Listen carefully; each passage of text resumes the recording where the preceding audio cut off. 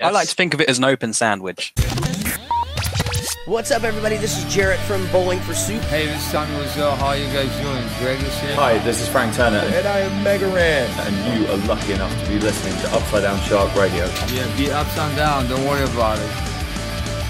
Hello and welcome to episode 64 of Upside Down Shark Radio, the premier pop culture podcast. I probably said that wrong, but you know what? Let's go with it. Here at youtube.com/Upside Down Shark and wherever fine podcasts can be found. I am one of your hosts for this week, the boy of Upside Down Shark, the small boy of Upside Down Shark, Tom Baker, joined by everyone's favourite cyberpunk anime, Neale Upton, and the man so nice they named him once, Matthew Dobbie. How are you guys doing? I'm all right. I'm pretty good. Yeah, pretty good. Pretty good. Where can people find Upside Down Shark Radio, guys? On the internet. That's a good answer. It's upsidedownshark.com, Dobby. There you go. Oh, we have many articles there written by you two and potentially by Craig, but mainly by you two. Yes. Including, what does that include? What's on that list? Well, I've written a little bit of a look back at Series 11 of Doctor Who, some of my thoughts on that. I've written some lesser-known Chris Cornell songs I think you should listen to. And in the next week or so, I'm going to be writing something about Lady Gaga. Lady Gaga? Yeah. Intriguing. I look forward to reading that. What are you writing, Neil? I think my last piece was about cyberpunk anime, mainly like 90s and 2000 stuff. And then this week, by the time the podcast is up, I'll have a comic online. I just need to get it ready to go and post it. That sounds very exciting. About Ace Combat 7. That's definitely a game. That's as much as my knowledge of Ace Combat goes. And here at Upside Down Shark Radio, we talk about Ace Combat, we talk about Lady Gaga, we talk about Chris Cornell, we talk about a variety of different topics, including pop culture, movies, music, TV, video games, comic books, real books, pizza, anything that's in the zeitgeist, really, that we think is cool. We'll have a chat about it on a weekly basis and while away an hour of our otherwise probably still meaningful lives. Next week, Papa John's versus Domino's. We've already done that, and I think we agreed that Domino's was pretty much the out-and-out winner. Like, Papa John's is below Pizza Hut, I'm afraid. Oh. Have I hit a nerve? Have I hit a nerve there? I don't really like pizza, guys. That is an unpopular opinion. That is. They do pasta at Pizza Hut. Don't like pasta either. Did you just hate Italians? Yeah. It does. I've seen him at the Italian market. That's a soundbite. Is there no pizza at all that you like then? If I'm having pizza, it'll be from Domino's, and I'll take off the cheese and I'll take off the tomato, and I'll just put barbecue sauce on with whatever toppings I want. Just bread and barbecue sauce. Yeah, you just have wet bread. Yeah. So you will still have toppings though. Yes? I like to think of it as an open sandwich. Okay. That's a calzone. You've got a flat calzone. I don't know what that means. Never mind. Doesn't matter. Join us as we tour Italy with Dobbie next month. No. Never. I'm never going back to that place. Oh, dear. So, rather than talk about pizza and why Dobbie hates Italians, let's move into some of the news of the week. What's been happening in the week of pop culture, my good friends? Do we want to start with video games? That sounds like a good place to start. Let's do that. So, February 1st, Wargroove came out. They came out on PC and Switch, I think it was. Either of you heard of Wargroove? No. Nope. Nope. Did you ever play Advance Wars on the Game Boy Advance? Nope. No. Oh, okay. So they came out maybe early 2000s on the Game Boy Advance. They were like kind of simple strategy games with like a kind of sci-fi, like slightly near future feel to them. And Wargroove kind of just tried to emulate that because they haven't made an Advance Wars game since like 2008, I think the last one was. They were really popular games at the time, and yeah, Wargroove is just like a fun strategy game. Really simple, really easy to pick up. Yeah, I don't know. Have you played it? Yeah, I've got it on the Switch, yeah. You're enjoying it? I am, yeah. I haven't played that much of it, but it already seems like the developers Chucklefish Games are patching it and applying updates and stuff. Doing Early Fish games. Potential entry for 2019 Sharkies there. Yeah, I reckon. I'm putting it in early. I've been waiting for Wargroove for quite a while. I mean, we're a month in, and I've had nothing really to throw towards the Sharkies, except maybe the Punisher. If you ask me what Wargroove is, I'd say it's my new favorite genre of music. But that's exactly what it sounds like, right? Yeah, it's been a weird. Obviously, we are only like a month and 7 days at the time of recording into 2019. And yeah, I get what you mean. Like, especially on the video game front, it's been kind of thin, at least in sort of like big releases. Yeah, so I don't know really. It's funny because we've had Ace Combat 7, which I've played and I really liked that. Kingdom Hearts 3 came out. And that's a big one. That was a big one, yeah. But I don't think any of us have played that, despite at least two of us being really big fans of the Kingdom series. Hearts 2 is definitely one of my favorite video games. But Kingdom Hearts 3, I'm just like, I can wait. I've waited long enough. I can wait. Yeah, that's no problem. At this point. Like, I was still playing Red Dead until about a week or two ago, to be fair. Craig's been playing Kingdom Hearts 3, actually, so he's missed this week. I mean, he can talk about it later, but...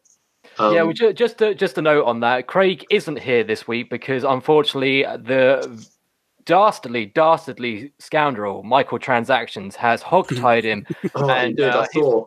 His last whereabouts, I'm afraid, is unknown. So one like equals one prayer, and we hope that he returns safely and not poor, as Microtransaction is one to leave his victims. FBA respects. I heard Microtransactions shot him in the gut as well because he wouldn't give him $1.99. Oh, yeah, is an optional DLC. Pretty serious stuff. Apex Legacy just came out this week as well. Kind of a surprise release. Taking the world by storm, as it were. Respawn Entertainment made a new free-to-play game based in the Titanfall universe. Is it actually released? Is it early release? I think it's full release, but but you know how it's just like, kind of in progress as such. Yeah.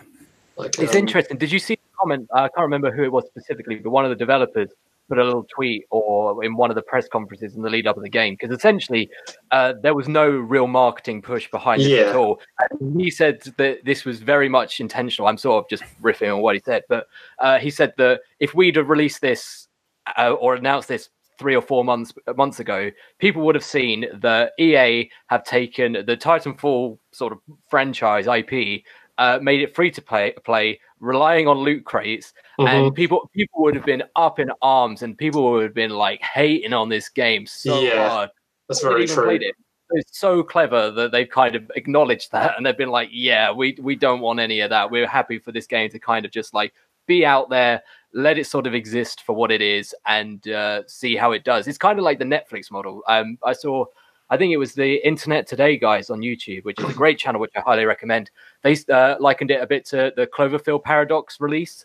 If you put that out like in regular cinemas with like a 6 months worth or a year's worth of marketing, no one would have cared. Literally, no one would have cared. Because, like, I love the Cloverfield franchise. Like, I'm a bit of a sucker for it, but that is not a good movie. Like, Cloverfield Paradox is just kind of wasn't even a letdown because there wasn't anything to be let down by, I guess. But well, that's it. It was kind of just like, oh, this is something which I didn't have, and now I can enjoy it for nothing. And so they've kind of treated that with Apex Legacy as well. They've kind of negated any of the bad PR that could have been built up around it before release. And so kind of now it just lives and dies depending on how good it is. I've seen nothing bad about it, I must admit. I've not really looked into it, but every opinion I've seen has been very positive. A lot of people who love Fortnite seem to have jumped ship for at least a week. In terms of like people to play those Battlegrounds games, it seems like it's really like struck a chord with them. I've heard that it's really good for people who just want to play solo because you can communicate well without voice comms, which is a really interesting thing they brought to the table, I guess. Yeah, I've heard they've done that really well, because it's been one of those things that unless you really sort of crack it in a game, it can be such an awkward thing to do it with voice commands. But it's interesting because I'm not a huge fan of like battle royales or even like online shooters, like specifically online shooters. I've never really been a huge like COD fan, Battlefield fan, but the Titanfall games I always really got on board with, and I think they got kind of they've become underrated cult classics in their own way. Yeah, definitely. Especially the second one, which goes for like £5 now. Exactly. And it's such a good game. The gameplay and the mechanics in it are so tight. They're so good. And if Apex Legacy plays anything like that, then they're onto a winner already. And hopefully, precisely. Hopefully, it will get the love that it deserves, regardless of the stigma the EA brand comes with. But I'm definitely going to give it a go. Yeah, same. Because Respawn Entertainment, they've had a really good catalog of games. Because didn't they originally? What was their name originally? Because they made Call of Duty 4, didn't they? But I can't remember what they were called at the time. I can't remember. It's definitely not Infinity Ward. That's all I know. Yeah. I think it was the original. Was it the original people from Infinity Ward on 4? I don't remember. That rings a bell. But they've made Titanfall 1 and 2 were really good, and I don't know what else they've done in between, but I know they've done some good stuff, and they've just got a good legacy behind them. It's gonna be fun, I bet. We'll try that at some point. I'm just Googling now to make sure that it was. Yeah, it was 2 senior employees from Infinity Ward that started Respawn Entertainment. Mm-hmm. So there you go. That's the connection. But no, it should be good. It should be good. Has there been any other gaming news? Can just quickly do. You can play as Piranha Plant in Smash now. He's really fun. Really silly. Yet. Have a go. He's really interesting. Like kind of strange, but I've heard that people will say he's really strong at the moment. I think everyone's that got added new was quite strong because no one really knows how to play them. Mm. Or originally when it first came out, there's probably tier lists now. But who do you normally main as on Smash?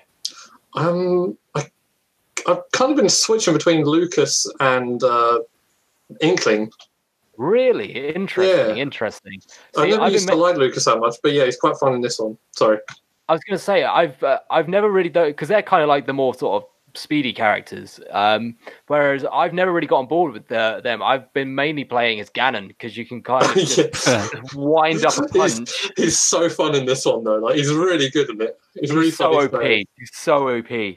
And because he's the only one I've tried so far. I think I've unlocked most of the characters, but he's the only one I've tried so far that his power-up punch or power-up hit cannot be broken by... It just absorbs everything, doesn't it? Yeah, he just absorbs it all and you can't stop it, so you have to just move out of the way of his giant punch. Him and K. Rool, they have broken hitboxes and stuff and just absorb punches. They just get invincibility frames. K. Rool, when I first started playing Smash Ultimate, he was my favourite. I was having so much fun with him. Yeah, he's so good. And of course, Captain Falcon is still just for the shouts. Just knowing that it's coming with a massive Falcon punch. It's so satisfying. It's so satisfying. And it's going to take a lot to get me to take Smash Bros out of my Switch. Yeah, so I haven't taken it out yet. I've been playing Monster Hunter, which I downloaded, and Wargroove, obviously, but I haven't switched Smash out for anything since. Yep, I'm very much of the same persuasion. And last bit of the games, the new Final Fantasy XIV expansion for people to play that big MMO. How old is Final Fantasy XIV? I was about to say that. I think it came out 2014. 2.0 because they originally brought it out in 2012 but everyone hated it, so they did a Realm Reborn, which is the 2.0 version, which is really popular now. But this is its third expansion called Shadowbringers. It's got a new level cap like you normally would get in an MMO, a new race called the Viera, which if you played Final Fantasy 12, it's the bunny people. Fran from Final Fantasy 12 is that character. There's a new dungeon being developed by Yoko Taro, who made Nier Automata. Don't know if that... I really like Nier Automata. Yeah, that was my favourite game in 2017, I think it came out. I haven't got around to playing it, but I love the meta things around the Nier franchise. Yeah, you'll really like it if you like that kind of thing. It really sort of jumps into that really head first. Sweet. And there's a new Blue Mage class for everyone that owns 2.0, if they've beaten the 2.0 content. And a new class just for that game called Gunbreaker, which is like Leon from Final Fantasy VIII, I guess. Sweet. Yeah. And has anyone played Resident Evil 2 Remake yet? No! It looks good, though. You haven't played it, I guess? No, I've played 7, finished 7, but I love that, so I'm really excited to get back into 2. Fun, yeah. Yeah, I love how they've just gone right back to the horror roots, and 2 is just a classic. And if it's anything, if it just improves on the jank ass controls of the original Resident Evil games, then I'm fully on board to get back into it. I don't know how we didn't mention that actually when we were talking about popular games from this year. Like, it's weird because obviously I suppose it's a remake. It kind of doesn't feel like it's a new game, but realistically it's a complete rebuild, so it should be treated as one. But yeah, I'm definitely going to play that. As soon as I might even buy that in the next couple of weeks when I've got a couple of weeks off this month and in March, so I might just buy that in March actually and just power through that. I've heard really good things. Have some spoops. Yeah. And I suppose just to wrap up the video game talk for the week, and going back to the Sharkies ever so briefly, Dobbie, you have been playing the predecessor of the inaugural Ty the Tasmanian Tiger 2 Bush Rescue Award for 2018, which was Ty the Tasmanian Tiger 2 Bush Rescue. Well, I sure have, Tom. And not only have you been playing it, you've been playing it in the most masochistic way possible. Absolutely, I have. And you know what? It wasn't too difficult, but I'll get to that in a minute. Because if anyone doesn't know, hasn't played Ty the Tasmanian Tiger, it's basically a sort of adventure platformer. There's like levels and stuff. It's collectibles. It's like, you know... Banjo-Kazooie kind of? Yeah, in a way. Yeah. Except it's in Australia. You've got... Crikey, mate. Boomerangs. So the Ty franchise, certainly the first 2 games, which I'd played before, are games, you know, I always loved. They were re-released on Steam recently. Well, in the last couple of years, not very recently.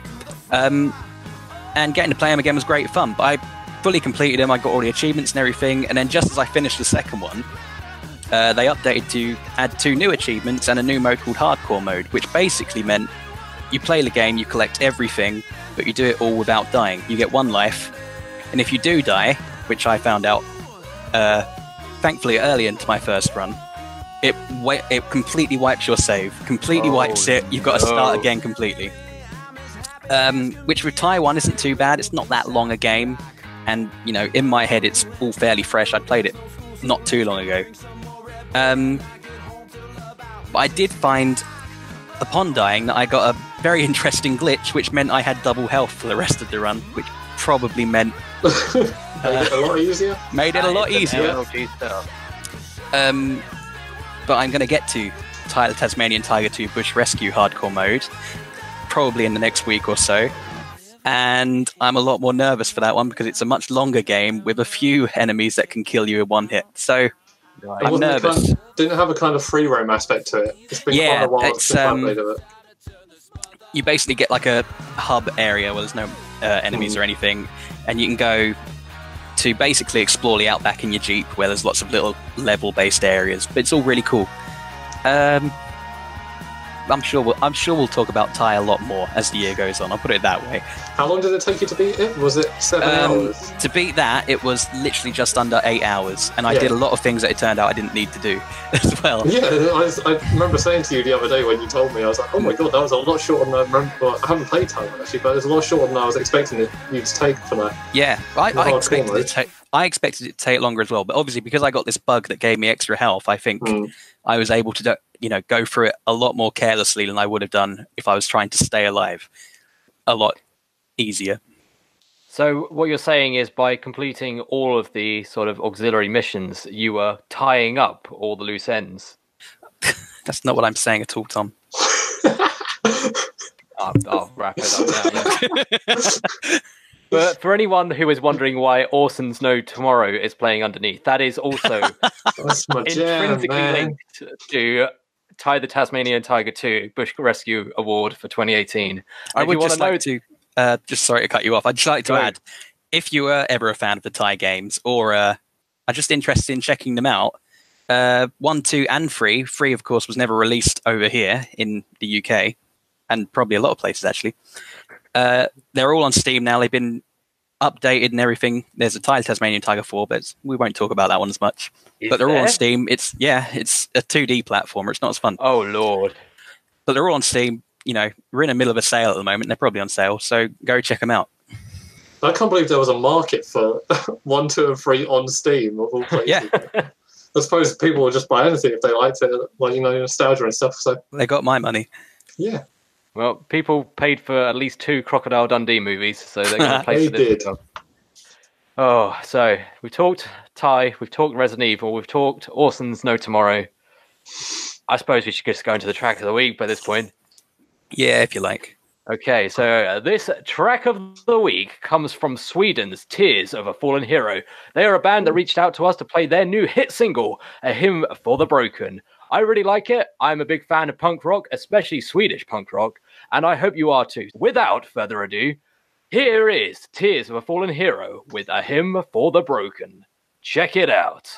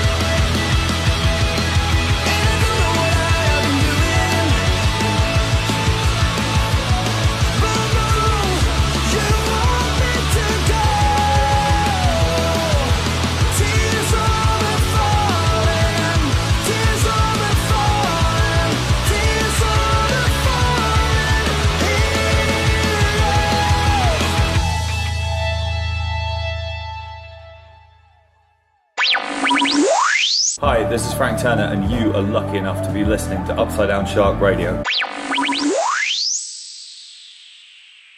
And that was Tears of a Fallen Hero with A Hymn for the Broken. Make sure to check out all their social links in the description below and show them some UDS love. That's a good song. I thought it was pretty great.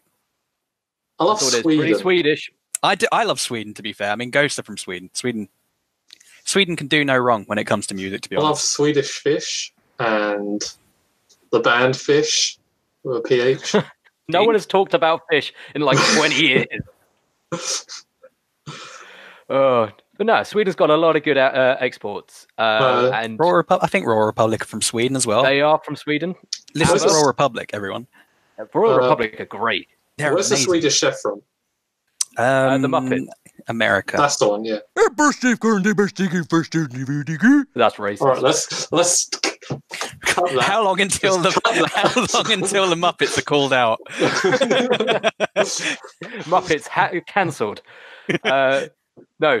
Sorry for that racist caricature. Yeah. Tears for the fallen hero. I apologize. Blame the Muppets. I apologize. I apologize for Jim Henson's misguided views from the 1970s. He's dead now. Case closed. No. Oh dear! Someone save this failing. I heard you went to see Frank Turner. I sure did. This is one of the best returns from Track of the Week you must have had. I did. I went to see Frank Turner at Alexandra Palace last weekend. Oh. Yeah, it would have been last weekend when this goes up. Mm-hmm. So 3rd of February, I went up to Alexandra Palace. It was very cold up there because you're at the top of the hill. But we got there very early. I saw both support acts. First support act on was a singer-songwriter type called Grace Petrie. She came out, said, "I'm a protest singer," and basically the first line she said, "This is a song about Theresa May," and it was a song called "Farewell to Welfare." And I thought she did really well. If you're a Frank Turner fan, I think she's going to be right up your street. I'll definitely check her out. The second support act was Jimmy Eat World. Now, Jimmy Eat World, never heard of them. Yeah, they're a band who've got quite a legacy in this day and age.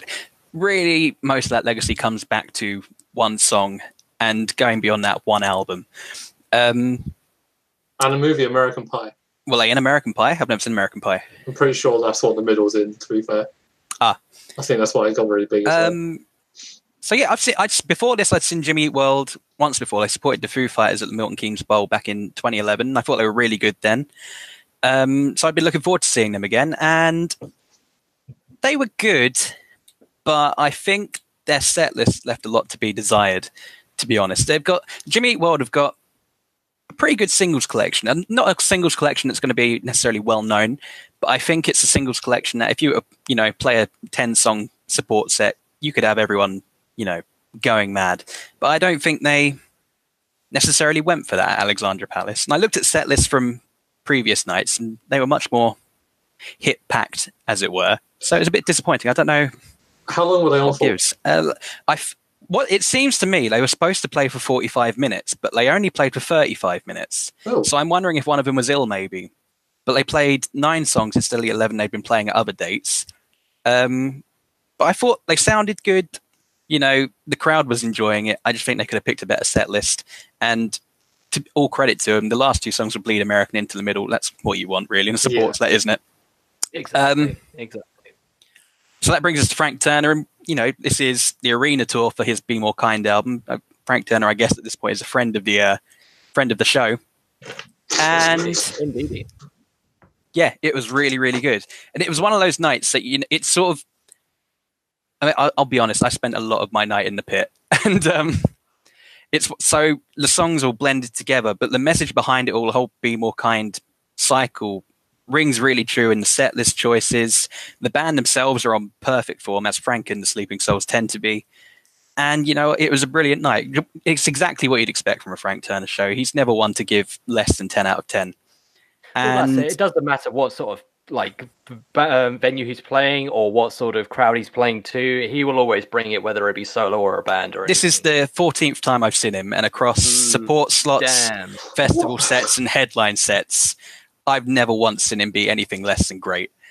I mean, the first time I saw him, he supported Green Day at Wembley Stadium. And even then, I'd never even heard of him, but he had the entire, what was probably 30 to 40,000 people there at that point in the palm of his hand.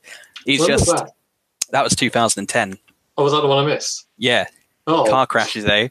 I feel like there's some context there. We were going to see Green Day on the 19th of June in 2010, and on the 18th of June, we were involved in a massive car crash. It wasn't massive. It was only it wasn't massive. But... It was massive to the point where you were in hospital. Well, I was the only one that got hospitalised. Oh my God. So funny times. Yeah, we've done that joke for a while. Yeah, that joke has been milked for 9 years at this point. So, but yeah, I mean, if you've seen Frank, you know what you're going to get, and what you're going to get is great. If you've not seen Frank, I highly recommend it. Even if he's just playing acoustic, it's that man is born to be on a stage, as far as I'm concerned, and hopefully he will be for the rest of his life. And he's I playing. think if he has his way, he will be. Yeah, he's Neale's about to tee me up there. He's playing Camden Rock Festival Yep. in June. He's playing 2000 Trees Festival in June, or is that July? It might be July.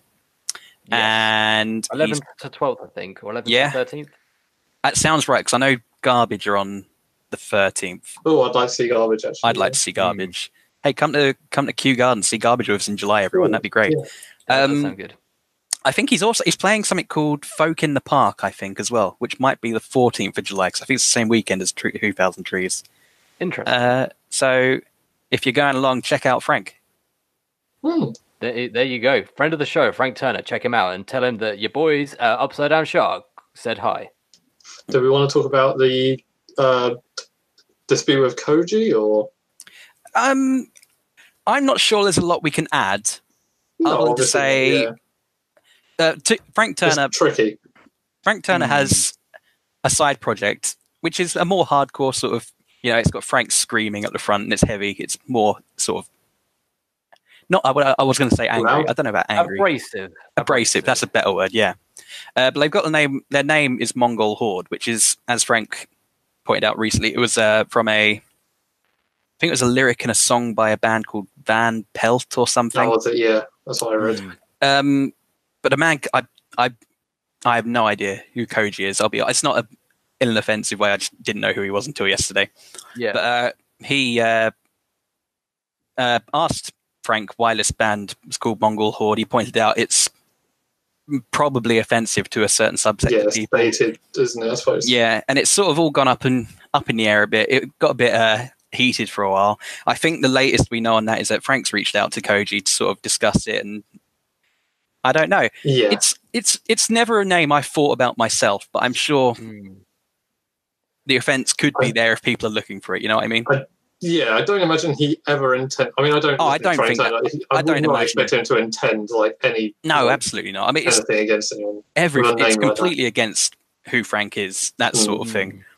I can't imagine anything like that would have been the case. It's interesting because it's sort of obviously, as you say, it's a good thing that it starts a discourse between people as to like whether this stuff is appropriate. Yeah, as you say, I don't think there's ever been there's not been a massive outcry that Frank Turner did this in any sort of malice way. And people have also sort of pointed out that where were people in 2010 when where was the outrage when they started the band and everything like that, which obviously the world has changed a lot in 9 years. But it's interesting because people have also brought up a lot of bands who have changed their names based around sort of similar pressure.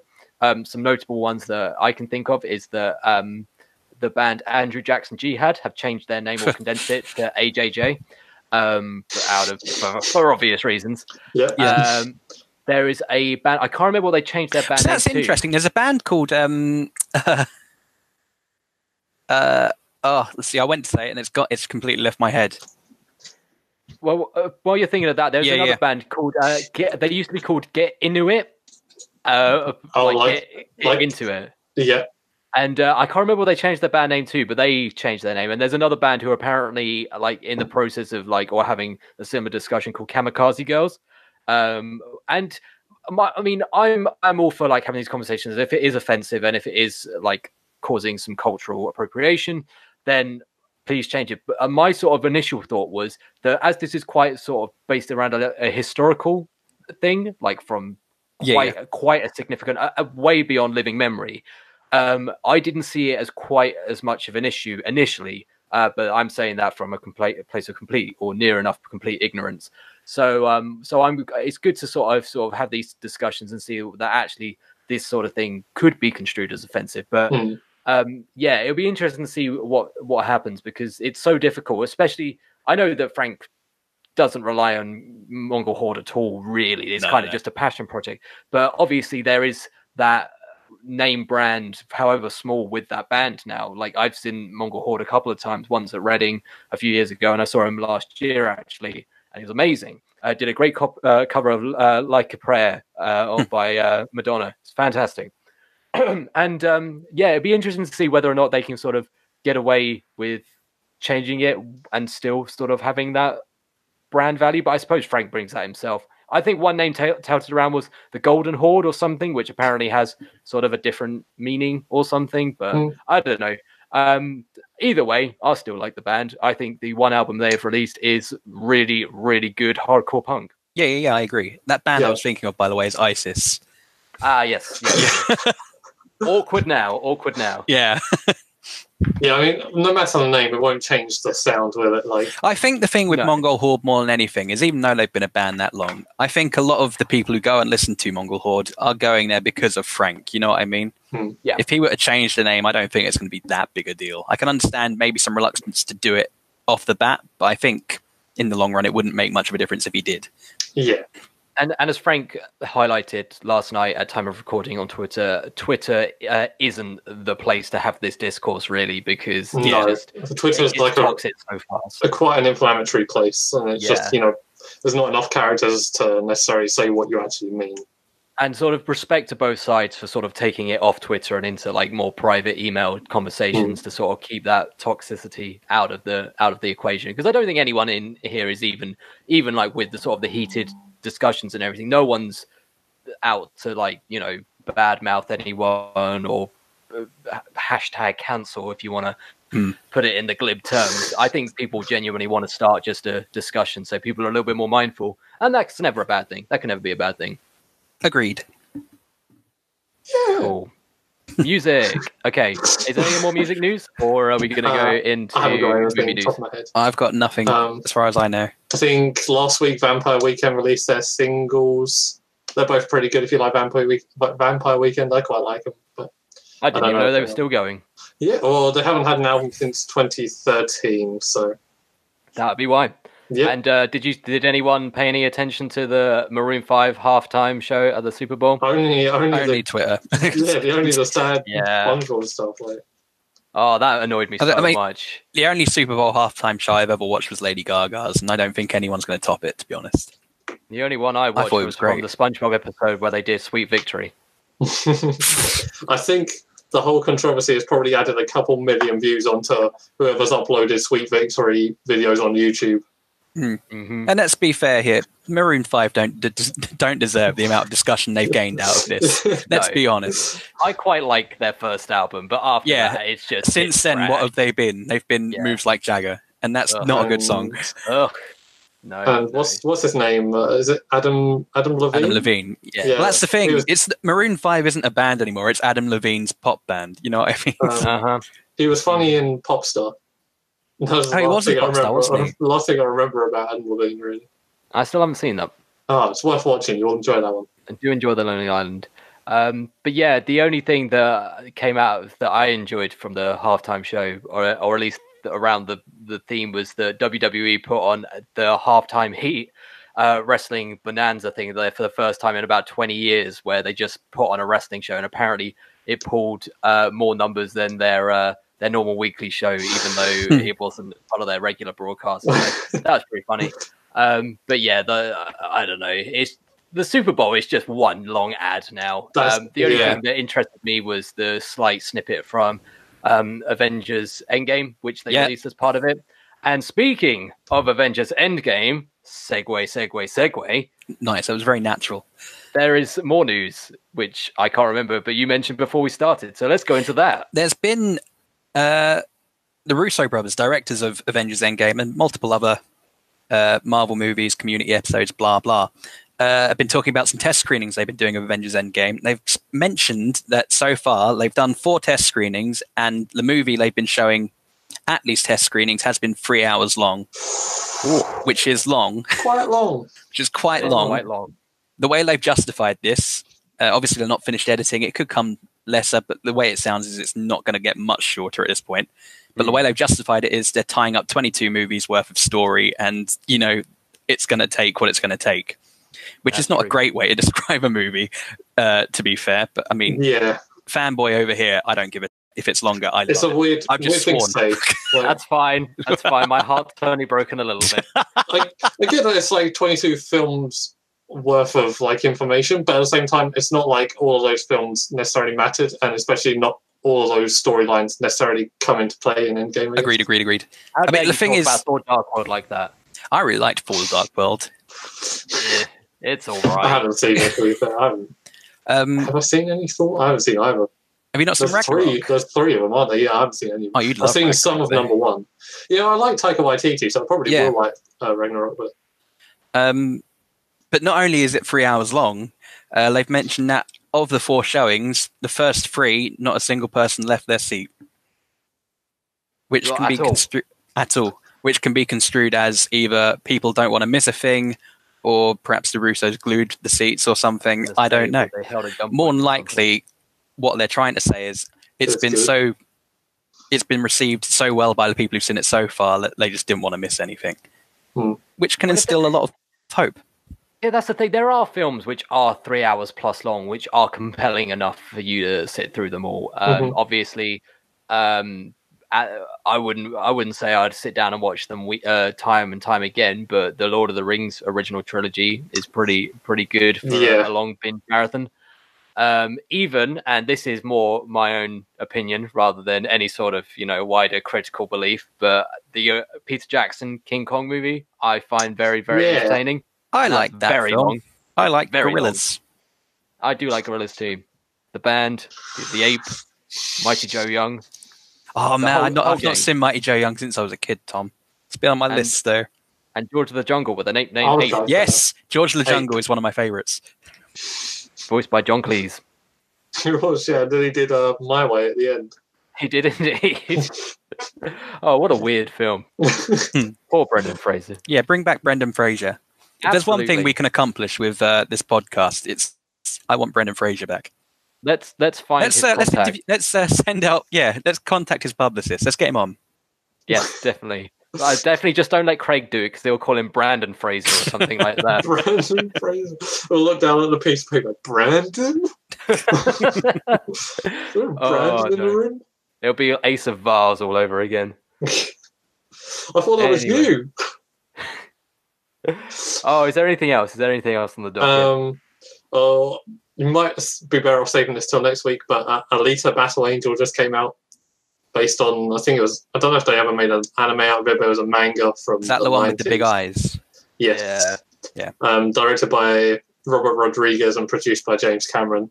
It's had mixed reviews at the moment, so I don't know, it looks fine, but I'm not gonna rush out to see it in the cinemas, I don't think.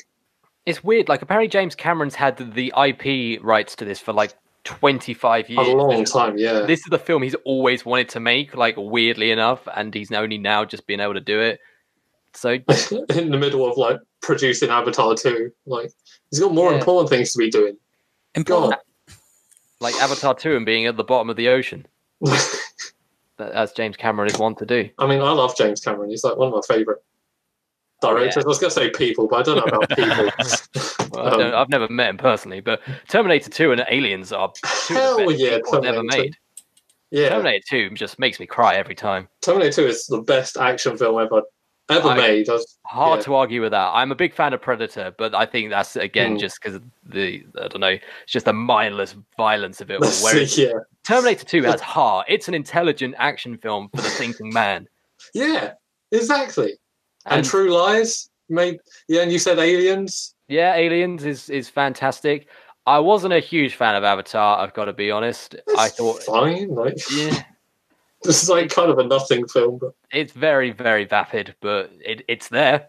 It gave Sam Worthington his 15 minutes of fame for 2009 to 2010. Yeah, I wouldn't even remember. If you said to me, "Do you know Sam Worthington?" Who Sam Worthington is? I'd be like, did I go to school with him or something? I would not remember who that is. Yeah, he's that kid who ended up in Clash of the Titans. But it did Disney World in Florida. They have the Land of Pandora now, which you think did Avatar really deserve an entire section of a theme park? And I mean, the film doesn't, but apparently it's a really good theme park area. It's really well themed and stuff. I'm really interested in going to see that. So. Well, I'm pretty sure I'm not sure exactly what park it is, but one of the California ones, they have a water world, live stunt show thing. That's Universal Studios, yeah. Yeah, apparently that's infinitely more entertaining than the movie. So, and it's still going today. So yeah, they had that one in Hollywood and Osaka in Japan as well. Yeah, that's still going both of those places somehow. Some things are just better as theme park rides than movies. Yeah. What other films could you make into theme park rides that wouldn't obviously be good theme park rides? There wouldn't be a lot of them. I mean, could you do? Oh no, I was going to say Schindler's List, but that's probably That's very topical there, Tom. Yeah, like, oh boy, that's a topic we wanted to steer well clear of. I mean, no, maybe not that one. Maybe, I don't know. Thorpe Park like have kind of habit of taking really weird films that you wouldn't expect to be made into rides. Like they did the Saw ride, which is apparently a really good roller coaster. That's a really great roller coaster. It is a good roller coaster. They've also got Angry Birds. Yeah, they've got Angry Birds. Not from the film, just the hit app. The app, Angry Birds, the app, the roller coaster. You could do Pac-Man the horror maze. That'd be pretty scary. Oh my god, yeah. I can imagine you're dressed up as Pac-Man. You just got these ghosts chasing you. Yeah, just like creepypasta horror. I'd be on board with that. How familiar are you with Thorpe Park, Tom? Very familiar. I've been a few times. You know how they changed X No Way Out to just be called X? Yeah, it's not even that anymore, is it? No, it's the Walking Dead ride. Yeah, I heard about that, and apparently it's awful. Yeah, I haven't heard much positive about it, but it's still the same ride. It's just not themed like the same. I've heard it might be going. It might like go forward because that was the one that famously went backwards. It went backwards in the dark, and then they put it forwards with lights on, didn't they? Yeah, and like disco music. Yeah. It's still fine. Like it's an alright ride. Well, it's just not as good as it worth used to the wait, be. really. Yeah. If any of you guys or anyone listening is into like the history and like behind the scenes of theme parks, there's a great YouTube channel called Defunctland. Yes, that's a good one. Yeah. Yeah, they do these deep dives on different theme park rides and attractions, and there's some really interesting one. There was one that I watched quite recently, which is about I can't remember exactly what the attraction was called, but essentially underneath the castle at Disneyland Tokyo, they had like this horrific like walk through horror thing where you basically got guided through this maze by the attendant while you were being tormented by all the Disney villains until you reached the villain from the Black Cauldron, which is essentially the devil, and he basically says that he's going to sacrifice you to Satan and throw you in a boiling pot of liquid. It sounds great though. Like, there's not enough of that in this day. Yeah, so you know what I mean? What was that? I think it was called Sleeping Beauty's Mystery Tour or something. Yeah, I definitely Mystery Tour something or other. Yeah, Sleeping Beauty's Mystery Tour for an experience like that. But that was the thing. So it was in the castle, and it sounds like it's aimed at kids. Yeah. But then you go through it, and all the kids are crying. All the kids are like bawling their eyes out. And yeah, because the story is that you die at the end, more or less. Yeah, like they don't advertise it as a horror experience. It's just like, oh yeah, we're going to explore the castle. Oh no, wait, we're dead. And that's it. Yeah. So I mean, I could talk for hours and hours about stuff in theme parks, like especially that kind of thing. Like there's a Snow White ride. I think that's still in Florida. It's in the Tokyo one as well. It might be in Disneyland California, where basically at the end, the Wicked Witch is like pushing a boulder off a cliff to crush you, but then the ride just ends. You just go through the doors, and that's the end. And the witch has killed you. Right. And like the dwarves don't win. Like Snow White doesn't wake up. It's kind of messed up. Yeah, they have all these really weird rides, like that you wouldn't ever expect kids to go on that are aimed at kids. It's almost like they got given the movies on VHS, and then the last like 10 minutes had been tuned up, so they had to kind of make it up as they went along. Yeah, we should do like a UDS theme park thing sometime. Like, yeah, totally. All go to a theme park, because that'd be pretty rad. I just want to bring up one more that's really good for that. Is it's probably on Defunctland. It's called Extraterrestrial Alien Encounter, and I did that one in Florida when it was the Stitch ride. After like they changed it all, and I really liked the Stitch ride, but everyone hated it, and now the Stitch ride is gone. But apparently made kids poo their pants when it was the original incarnation. Before it was Stitch is basically just like Alien, but without the Alien IP. Yeah. And yeah, you were just locked into a chair while all the lights went out, and they had a sound effects to make it sound like this alien all around wobbling around the room, and then like snarling in your ears and dripping spit on you. I would have loved to have gone on that. I think I must have gone there the first time while it was still open, but I was 9. There was no way I was going on that. I didn't do any rides when I was 9, so. 90s Disney was super edgy. You had the Goofy movie, which was the most radical of the animated Disney movies. And yeah, you had all this other weird stuff that Disney was spouting out of the parks. Yeah, we could do like a whole episode on theme parks. We'll definitely go to we'll do a UDS from Thorpe Park, maybe. We'll do it live on the ride. That'll be pretty. That'll be a short episode, but it'll just be Neale screaming. To be honest, no. So when we did Nemesis Inferno, the first roller coaster I ever did, that was 2 years ago. 2 years. Christ, sitting in there, getting off top of it, and I can't even swear. I'm just going, "Oh dear!" Like I'm Woody the Pooh. It was like an old lady who was seeing something going wrong in the kitchen or something. But I had a really good time. I really liked it. It was a good ride. Good to hear. Well, I think that pretty much wraps it up for episode 64 of Upside Down Shark Radio. Unless you guys have anything else you'd like to mention before we sign off. I'm all done, Tom. Perfect. Well, thank you very much for listening. And if you enjoyed the show, make sure to like, share, and subscribe on YouTube. Follow us on Facebook, Instagram, Twitter, all the fine social platforms. Give us a rating and review on iTunes and wherever fine podcasts can be found. And if you can't remember all that, just go to UpsideDownShark.com for all of our social links, all of our content. I'll coming at you on like a weekly basis by this point, which is really good.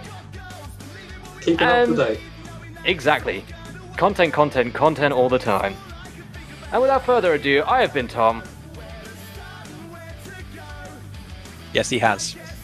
And that's been Neale. And that's Mr. Dobbie. And we shall see you next week. Next time. Bye. Bye.